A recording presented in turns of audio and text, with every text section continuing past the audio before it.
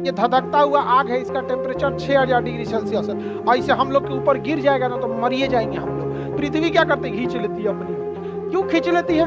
तो हम लोग को बचाता है सूर्य। एक तारा है, इसमें जो ईंधन है वो प्लाज्मा अवस्था में। प्लाज्मा एक बहुत ही हाई टेम्परेचर को हम क्या कहते हैं, प्लाज्मा कहते हैं। हाई टेम्परेचर को क्या कहेंगे, प्लाज्मा। और वो धधकता हुआ अवस्था में रहता है, सॉलिड तो रहता नहीं है। और उसपे से 250 किलोमीटर प्रति घंटा प्रति सेकंड की रफ्तार से कोई भी चीज चलेगा तो उसमें हलचल होगा कि नहीं। आप थाली में पानी लेके, पानी तो खैर द्रव अवस्था हो जाएगा, खिचड़ी ले लीजिए, वो प्लाज्मा टाइप का होता है। प्लाज्मा बड़ा गाढ़ा होता है और दौड़ जाइए एक के बार, कोई सीटी बजा एक बार, 1 2 3 दौड़ो, धड़ाक से दौड़ेंगे, कुल खिचड़ी छिटा जाएगा ऊपर यहाँ पे।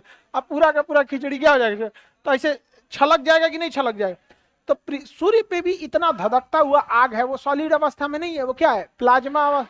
प्लाज्मा गाढ़ा अवस्था होता है, जैसे लोहा पिघलने लगता है तो क्या होता है, प्लाज्मा। तो उस अवस्था में रहता है। तो बहुत बार सूर्य तेजी से भागता है ना तो प्लाज्मा उसमें से निकल के बाहर आने लगते हैं सर। और इसी बाहर आने वाले प्लाज्मा को हम लोग सौर ज्वाला कहते हैं। क्या कहते हैं, सौर ज्वाला। सौर ज्वाला कहते हैं, सौर ज्वाला कहते हैं। और जिस स्थान से यह सौर ज्वाला निकला होता है उसे सौर कलंक कहते हैं। उसे क्या कहेंगे, सौर कलंक। सौर कलंक कहते हैं, कलंक कहते हैं। समझ में आ गया कि नहीं। जहां से वो आग निकला रहता है उसे क्या कहेंगे, सौर कलंक। और जो उड़ के अगवा जा रहा है, सौर ज्वाला। सौर ज्वाला। किसी को दिक्कत, आगे बढ़े। और ये सौर ज्वाला को ना पृथ्वी अपने ओर खींच लेती है। पृथ्वी कहती है आ जाओ, आ जाओ हमारे यहाँ आ जाओ। बताइए एक घींचला भी ना क्या जरूरत है जी, मर जाएगा आदमी घींच लेगा। तो पृथ्वी क्या करते, खींच लेती है अपनी ओर। क्यों खींच लेती है, क्यों खींच लेती है, किस, हाँ गुरुत्वाकर्षण। तो पृथ्वी अपने ओर खींच लेती है। आगे बढ़े, देखिए ध्यान से। तो सौर ज्वाला को क्या कौन खींच लेता है, पृथ्वी।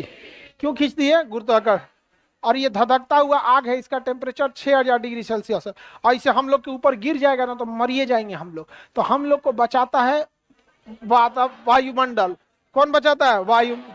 वायुमंडल में ये हमें बचा लेता है और वायुमंडल इसे बाहर बाहर उड़ा देता है। जिस तरह आप पानी के ऊपर ऐसे ईंटा छिछलाइएगा ना इसे, तो धंसता नहीं बल्कि छिछल के चला जाता है। उसी तरह पृथ्वी के बाहर हवाओं की परत है जिसे हम क्या कहते हैं, वायुमंडल। तो वायुमंडल इसे क्या करता है, लौटा देता है। वायुमंडल क्या करता है, इसे ऐसे लौटा देता है। ये सौर ज्वाला को लौटा देता है। ऐसे कोई नीचे से भी आएगी तो सौर ज्वाला को लौटा देता है। तो सौर ज्वाला को क्या करेगा, लौटा देगा यहाँ पे। अगर वायुमंडल नहीं रहता तो हम लोग जिंदा रह पाते। डेली सौर ज्वाला आते रहता है और डेली का पता चलता अखबार में, नेपाल के लोग साफ, अगले दिन बेंगलोर में गिरा सौर ज्वाला। हर आदमी लोहा का छाता पहन के घूमता, चाहे बाल्टी उल्टी ओढ़ के। धधकता हुआ लब लब ऐसे ऊपर से गिरता आग का गोला, इसे तो कोई रह पाता जी, कोई नहीं रह पाता। बाल्टी उल्टी सब दह जाता है यहाँ पे। तो हमारे पृथ्वी का बताइए, वायुमंडल का रक्षा कवच किसे कह सकते हैं, सॉरी पृथ्वी का रक्षा कवच वायु।